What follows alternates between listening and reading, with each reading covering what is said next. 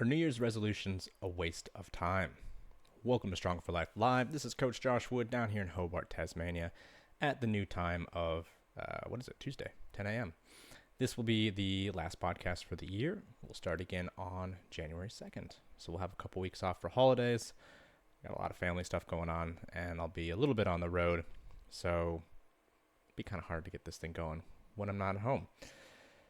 As always, please take a minute to like, rate, review, ask questions on whatever platform you are listening to this on.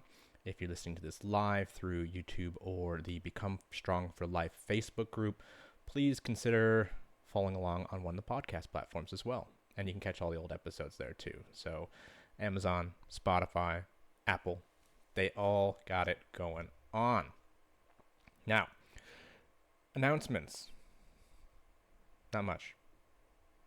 It's holiday season. So, Merry Christmas. Have a good Yule. And enjoy your New Year if I don't see you before then. But let's have a little talk about one of the biggest conversations that happen around this time of year. No, it's not the discussion of whether cranberries should be cooked fresh or come from a can.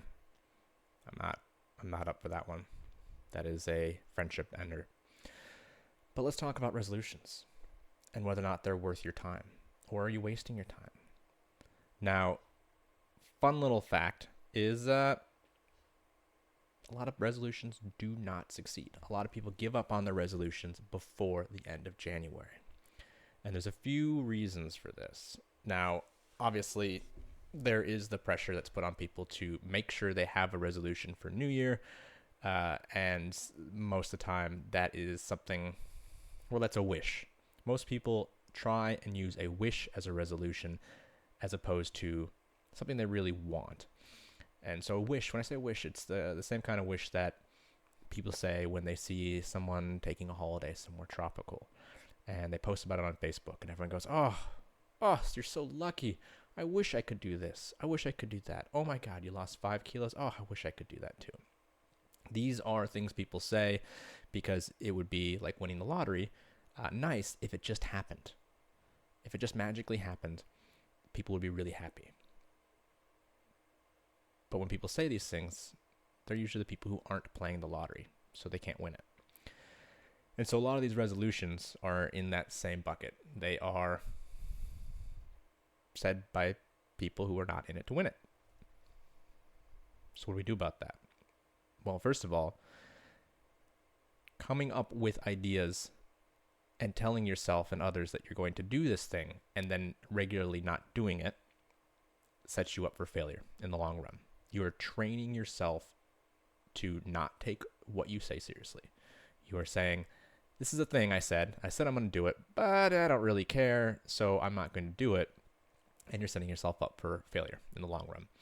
So we need to make sure that things we say, especially to ourselves, have value and that those things are things that we want to be true. So if we look at a resolution, first of all, you need to make sure that it is something that you truly want and are willing to do the work for. Resolutions are not magic wishes. These are things that you are going to make happen. You are resolving to make them happen. And if you come into it with that mindset, you're going to have a better time of making it happen. So if you want to win the lottery, you need to buy lottery tickets. If you want to be more successful in your business, you need to invest the time and effort to make that happen. If you want to lose 5 kilos in the first quarter of the year, which is totally manageable, you need to actually have a plan to do that. You can't just hope it happens starting Jan 1st.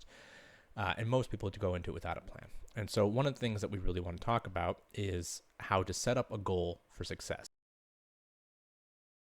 And every year I end up talking a bit about this.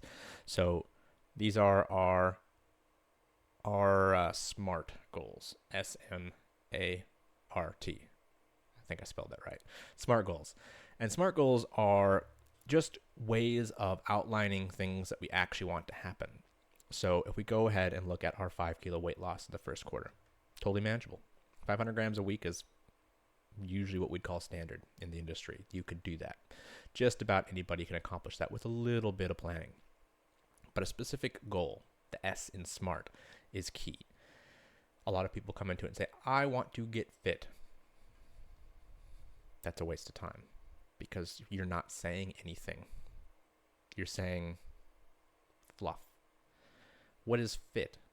Do you want to run a marathon? Do you want to deadlift 100 kilos?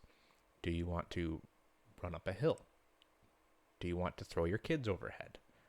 Do you want to excel at the playground test and be able to use the equipment at the playground with your kids? Those are specific things. Fitness is not. It's general and not really measurable without some other external measuring point. So we need to have a specific goal. And so we're going to stick with this 5 kilo weight loss. I want to lose 5 kilos. Great. Okay. That's the S. The M is measurable. How do we measure that? Well, 5 kilo weight loss is very easy to measure. You weigh yourself, and if it's less than 5 kilos less than when you started, you win. You measured it. Okay, great. If you say, I want to get fit, how do you measure that? You can't. You have to apply it to something. So that means fitness needs to be specified. I want to run up that hill. I want to see weight loss. So we have to have something specific and we have to measure it. And then what? S.M.A. Is it achievable? Can it be done? If you were like, I want to lose 5 kilos in the first 2 weeks of the new year. Oh boy. It's specific. It's measurable. You can very much measure that. Is it achievable? Kinda. Like you could. But for most people, it's a bad idea. It's not very achievable. Not without great sacrifice. So if we say 5 kilos in the first quarter, that's specific. That's measurable. And it's achievable. Now, R, S-M-A-R, is it realistic? Yes, you could lose 5 kilos in 2 weeks. It's technically achievable. But is it realistic? Not really. Not if you have a full-time job or you got a family. It might not be realistic in that time frame. It might not be realistic in your life. 5 kilos over the first quarter. If you got good planning, it's measurable, it's specific, it's achievable, and it's pretty realistic. It can be done. It can be done by most people in most circumstances. And the T is time bound. You have to have a timeline. New Year's resolutions that go for the full year without micro checkpoints tend not to succeed. So we need to have either micro checkpoints for a bigger goal, or we need to have a more time-bound initial goal. 5 kilos, first quarter. It's 3 months. You have 3 months to lose 5 kilos. It is specific. It is very measurable. It's achievable. It's realistic. And it's time-bound. Without the time limit, things don't get done. That's the first step in making sure we achieve what we resolve to do in the new year. That's a good platform to start with. And I have an article I wrote about SMART goals. If you would like to read it, just shoot me a message and I'll send that to you. Just breaks it down a little bit in more detail. The other thing is, what's so important about Jan 1st? Now, I've been in the fitness industry quite a while now, something like 12 or 13 years. And you've got two sides. You got the average person who's like, Jan 1st, I'm going to start. Jan 1st, or I'm always going to start on a Monday. And then you've got the fitness influencers who are like, those dates or times are arbitrary. Why wait? And there's truth to both sides. Now, obviously, if it's really important, why wait? But is it realistic for you to start something big, a big lifestyle change, or change how you're going to eat and interact with the world around you in the week before Christmas? For most people, it's not realistic because we have social obligations. We've got family shit going on. We've got holiday parties and meals. And now might not be the right time to start. but it's definitely the right time to plan, to lay out your roadmap and the foundation of what you want to achieve starting Jan 1st. And luckily this year, Jan 1st is a Monday, so it's extra powerful. The other side of this is the power of ritual, the power of specific dates for starting things does matter. Mondays usually are easier and better if it actually happens, but usually waiting till Monday is an excuse that stops people from actually getting things done. I'll start again on Monday. Well, it's only Tuesday. You're going to wait another 6 days to start because you messed up yesterday? That's an excuse. But starting on Jan 1st and starting on Monday, the 1st of January, there's power to that. There is power in the ritual because a lot of people are going to be doing things. A lot of people are going to be starting new things, and having that as the starting point for your time management, for looking at measuring how long things are going to take and when to start, there is a lot of power to that. There's nothing wrong with a New Year's resolution, but you can't make it up Jan 1st with no plans and then expect it to happen. That's when we go back into wish category. Not a want, not a need, but a magical wish that we hope just kind of happens and someone hands it to us. And that's not going to fly. That's not going to get you what you want. And what I really want for you this year is to actually have a resolution that means something to you. And it doesn't have to be big. And this goes back to a podcast I did a couple months ago about other people's goals don't have to be yours. Other people don't have to validate your goal. If you're like, I just want to lose a kilo in this first quarter of the year. I need to start, and I just want it to be very achievable and very realistic. Beautiful. Don't let someone talk you up to 10 kilos. That might be achievable. It might not. We all have different life situations. But coming up with something that's very important to you. I want to climb the hill behind my house. I want to go to the park every week with my children and play for an hour. Oh, that's a good goal. That's a great goal. Once a week, 1 hour a week, that is achievable. And then you could do something like, well, I want to clock up at least 50 hours of playground time this year. Specific, measurable, achievable, realistic, time-bound. That's a fantastic goal.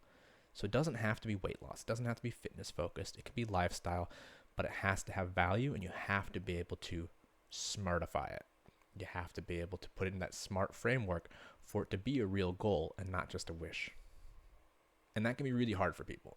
But luckily, you have 2 weeks to figure this out. 2 weeks to write it down, to think about what's important to you. You don't need a lot of goals. The less goals you have, the more achievable they will be. Start small. If you knock out that first goal in the first month, first quarter, you can create a new one. That's fine too. But utilize the social power that is Jan 1st and Mondays. Use the power of everybody trying to start something new on that day and actually do it. Don't wish.